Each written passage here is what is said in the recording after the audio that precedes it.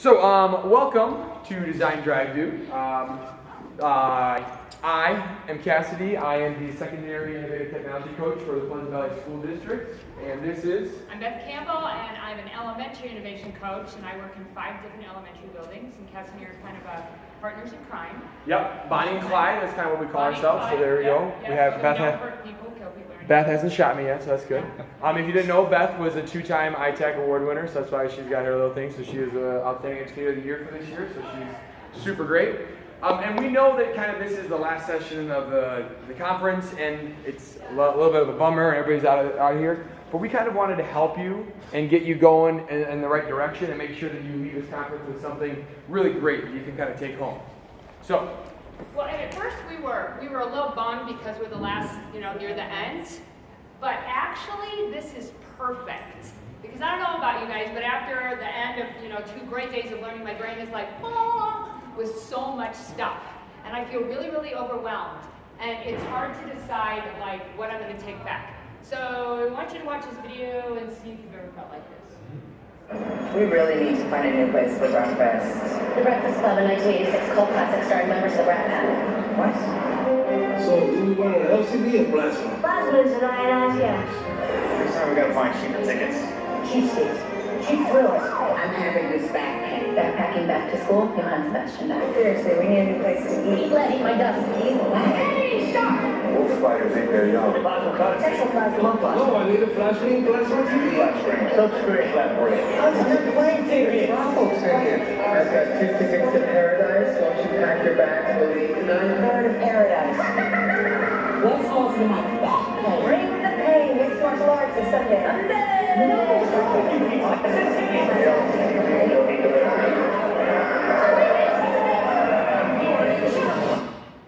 Okay, be honest. How many of you feel a little bit like that right now? You're not sure even where to start. So for me, that's problem number 1.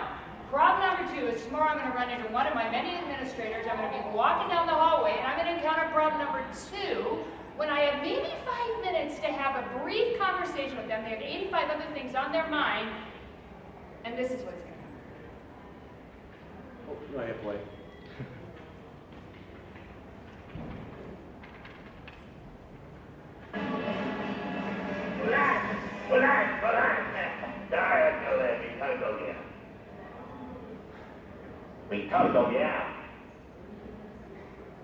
Okay. Just have the defense run sprints. Yeah,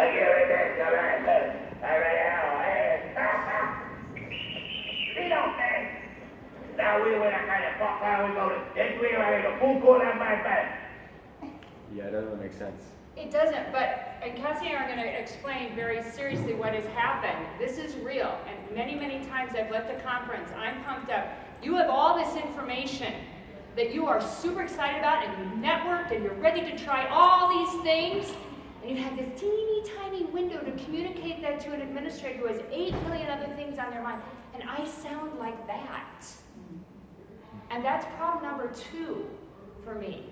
So Cassidy, you can you're going to give a little bit more away in a minute, but you witnessed this with us as we sat with our higher-ups, right? Yeah, it's tough to kind of get that point across and make sure that you don't sound like Farmer Fran and to make sure that you have some different things going on.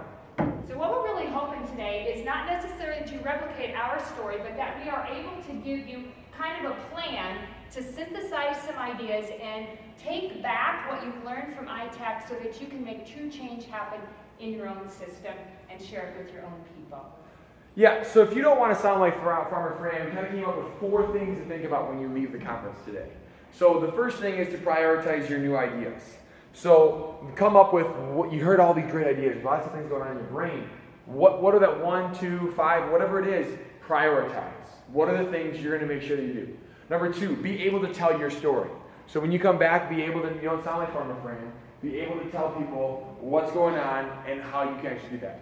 3, back up your ideas with research. So we're going to show you how we've done this. We're going to go through kind of how we came up with all these ideas. But people are going to believe you if you believe yourself. And it's easier to also sell your idea if you show people where you got the information from.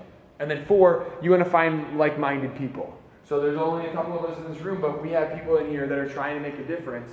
So to use that. If you ever heard of Buddy Barry, he's a superintendent in Eminence, Kentucky. He's a lot like Joe, our speaker today. But he's super energetic, and he always talks about Blue Lobster ideas. So what Blue Lobster ideas are they're he calls them 1 in 2 million ideas. So a Blue Lobster is pretty rare, just like a great idea.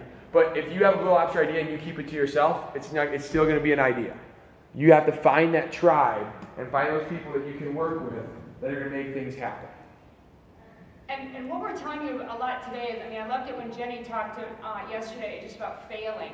I have failed at this time and time again.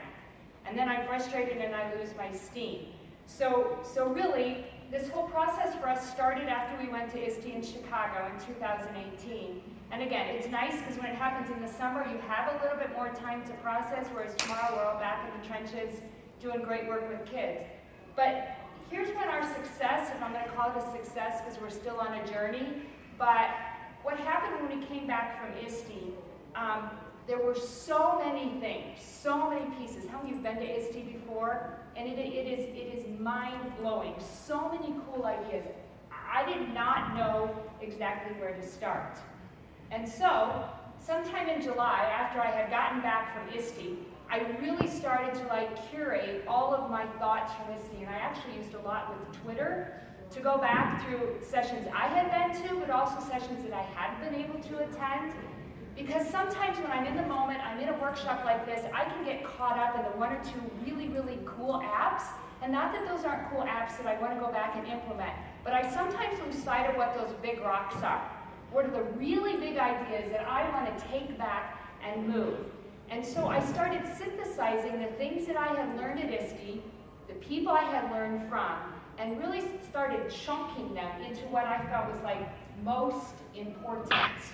So one of the pieces that I really, really appreciated that helped me hone in on what matters most was a framework from Minnetonka, Minnesota. And if you haven't ever seen this or seen their work, it is phenomenal. So I started looking at their work, and then I moved on, and of course I looked at ISTE standards, and that year Michael Cohen, the tech rabbi, had been one of the main speakers. I pulled in, of course, all the updates from all of the different, AR and VR things and Flipgrid, and I just started taking all of those things, and with a colleague, we sat down and we just laid everything out on the floor. And her name is Sarah Weiss, and she helped me process, sort through, pick, and organize what were my big rocks. What big pieces did I feel we needed as a district to help move forward for our students? What really mattered most? What did I think we needed? And so, what we actually landed on then was something that we have identified as design, drive, do. And you're going to see that these concepts up here are absolutely not new. This is ISTE, this is Minnetonka, this is everything we've heard our speakers talk about. But what it did is it forced me to start to sift through what were the pieces when I had those conversations with an administrator. Here's what we want the tech to be able to do. It's not about the cool tech. It's about what the tech allows us to do in our world today. And so now when we have conversations, we actually keep this in front of us. I don't like it when people call it the graphic or Beth's graphic because it's not a graphic.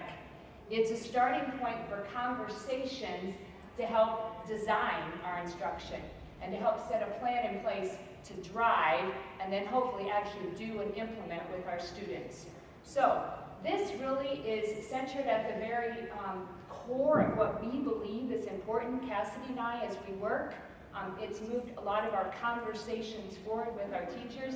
And again, we're not saying you have to pick this, but it was important for us to have that we had to sift through what do we believe matters? What do we want to accomplish with our students? And that was really step number 1. Anything you want to add to that, Cassidy? No. And I think, and I'll kind of elaborate a little bit. Beth is a lot like this when she talks sometimes. There's a squirrel just all over the place. And I remember the first time I saw that design drive do, so this session, and me and our other tech coordinator kind of ate it up when we asked her, what does critical thinking mean? What does creative communicator? And we didn't, because we didn't understand Beth's story. we kind of looked at her like she was swirling. We didn't know where she was going. So I kind of urged her to be able to tell that story. And she'll show you in a little bit how she did that. Because if we want to succeed, we have to communicate. We have to tell people what's going on, and we have to be able to explain that to them. And they're not just going to believe you, and they're not just going to go along with you. So I remember telling the administrators said, okay, well, where is goal setting on this? You know, where is the standards? And all these questions that Beth had to do. So Beth had to kind of go back and work on what is her story. So, Beth? Yeah, so to elaborate, I mean, I did get a lot of pushback. I'm like, how can you get pushback on this? This is what we're supposed to be doing. But exactly what Cassidy said, well, how does that fit in the standards? How are teachers going to know what a critical thinker is? I mean, you've got to be kidding me. You don't know what critical thinking is? But there was a lot of resistance and pushback just because I thought we have our big rocks. This is what we're going to use to move forward. And it was like, no, not so much.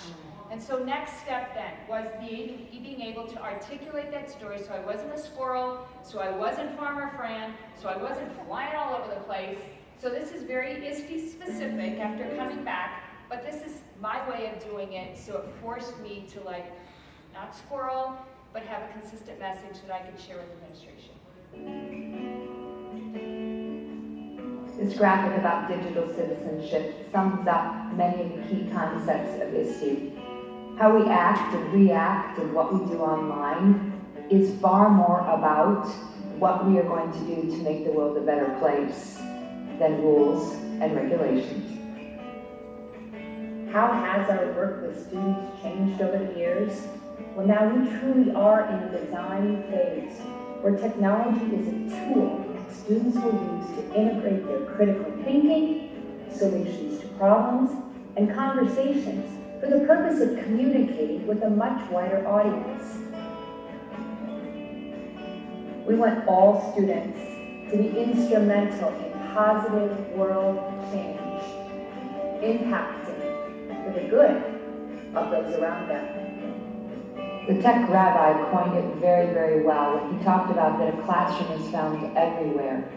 And are we actually empowering our students to become creators of awesome? Students need to think like a designer, not isolated events, but every day.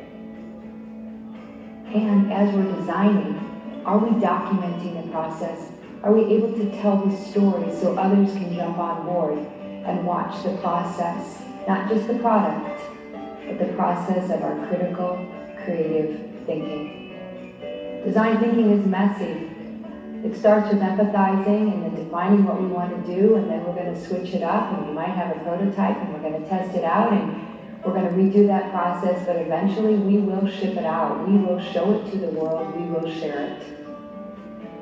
Real change. Not just a checkbox, not just an activity, but truly changing how we teach and what our students are able to accomplish. So now what? Where do we start this design process? The ISTE standards, as well as Iowa's college and career ready buckets, are two places to begin. Adding on to those, we can look at the work from Minnetonka, Minnesota, where they've developed a scaffolding of the elements and identified student outcomes.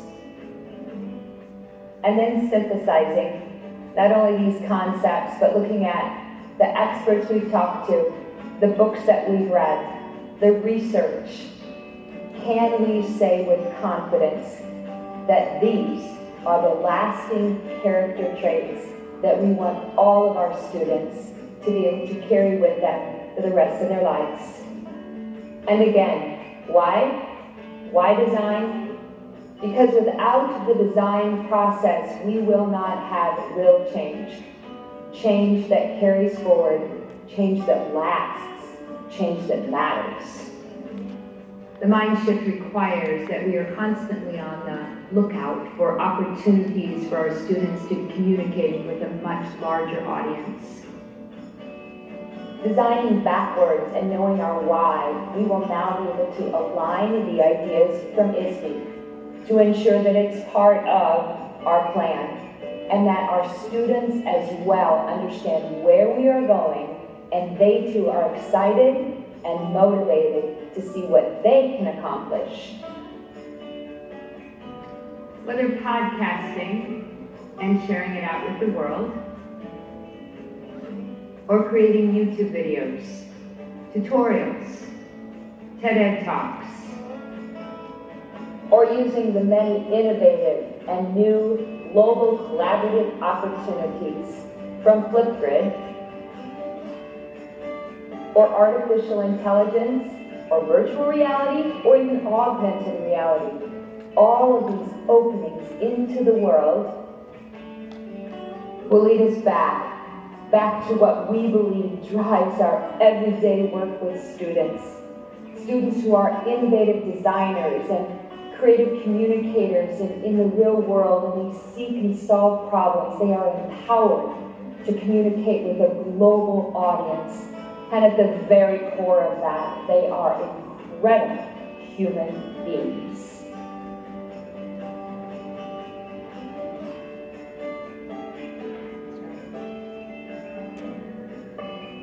And just as a disclaimer, I did have permission from all those people to include their work in there.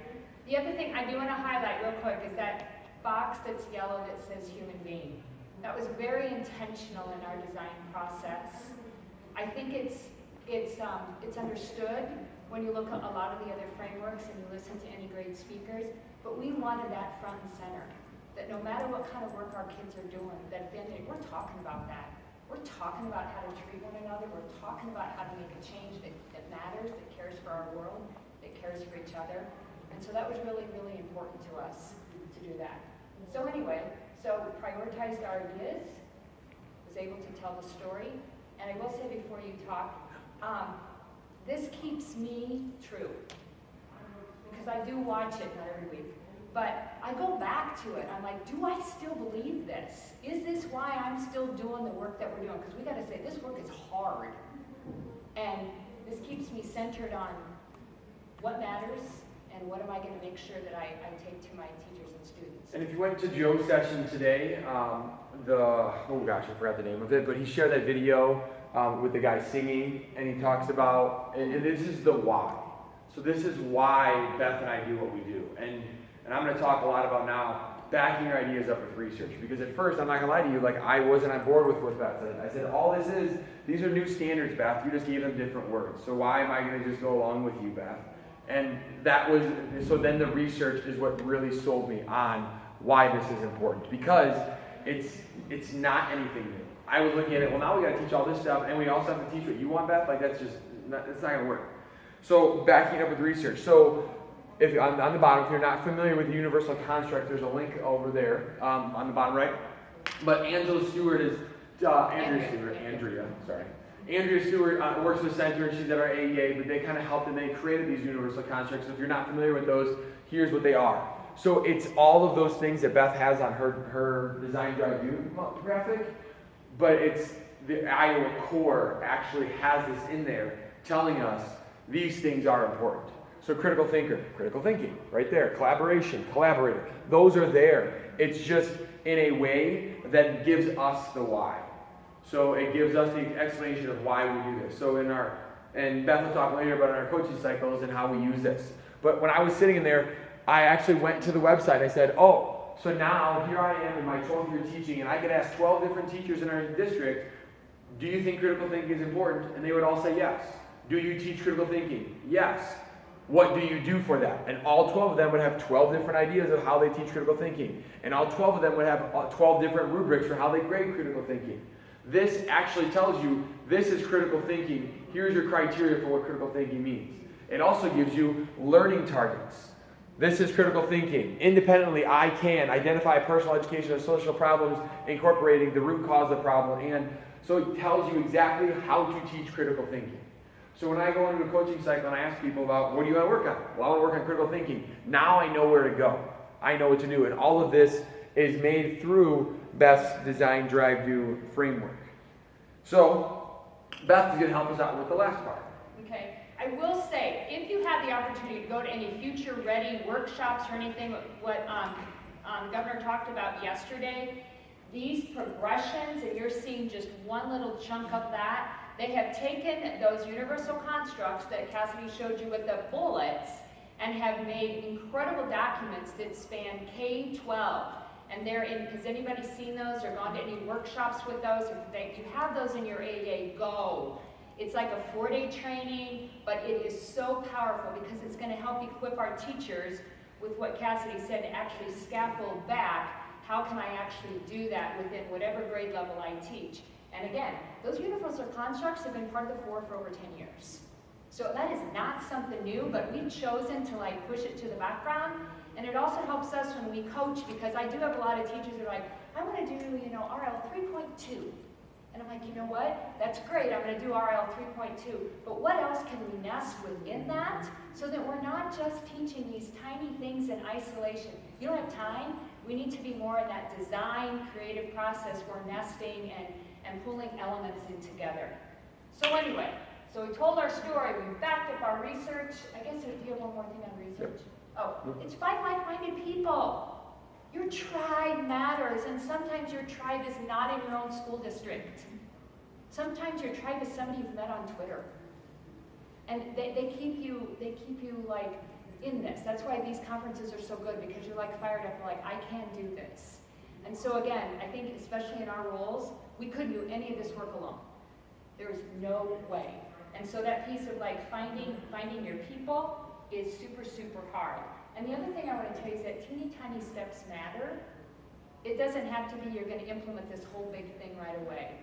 So when you have those big chunks, those rocks that matter, know that small things are going to change a system. So Cassidy, you have some small steps that you think have been helpful? Yeah, so then some small steps that we've taken. So now I'm kind of on board. I get ideas of what Beth was talking about. She told me her story, she showed me the research, I went to the trainings, and I understand what it is. And then now we're starting to actually make these things work. So this started to actually rub off on me. I started looking at this. I started thinking, these are things I want my kids to know. Like, I have 3 kids. I want my kid to be a problem solver. I want them to be a empowered learner. And I started thinking about what we could do. So Beth and I do a YouTube live channel or live video every other Thursday that will start up on Thursday of this week.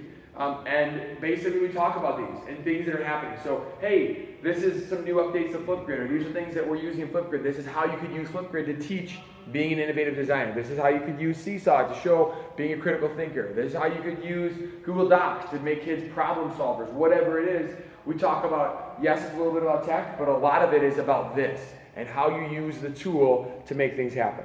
Because I started noticing that I do learning time with my son every night, and my wife is a reading specialist. I love her, and she's perfect, and fill in any adjective or verb, whatever you want to say that's nice about her, so tell her that I said that. But we started doing, everything was about reading and letters and math and understanding these things. And then I started thinking, okay, that's great. Like, Parker doesn't even know those things. I'm not saying they're important, but can he also learn to be a problem solver in this learning time? So we started playing this game called Trucky 3. If you've ever played it, it's a great game. I love it, and I'm 35 years old. So you get these little blocks, and you have to fit them in the back of these trucks. And then they give you different, like, okay, fit these 3 blocks in the back of this truck. Fit these 5 blocks in the back of this truck over here. And then Parker has to work on that. And then, we still do this, okay, if you figure one truck out, we'll get to draw a picture of a letter, because he loves drawing. So now I'm still doing the drawing, we're still doing the work of learning the content. And then, when Beth and I work on this presentation, I started looking at, like, my to-do list for the week. So here's my wife, once again, great. Look at how much stuff she does, how much stuff my kids do, and how much I do. Yeah. But what I joked around is I went up there, because this is actually on like a piece of plastic, so you can cross things off as you get them done. I wrote down, have fun. I wrote down, be a family. Go outside. Because we get so bogged down with the standards, we get so bogged down with all the things we're supposed to do as a teacher, that we forget about the most important thing, which is these things. So finding those ways to get those into your classroom. So, when I have to vacuum the stairs, I race Parker with putting his clothes away, because that makes it more fun. So using those things, and then using those, and they started kind of going over into my life. Totally cheating that Roomba is on your list. Yeah, I know, right? It's so great. But I bought it, so it's totally great. And let me see. I was going to say, I actually did take a picture of Roomba for one of my presentations, I forgot to put in that you said that.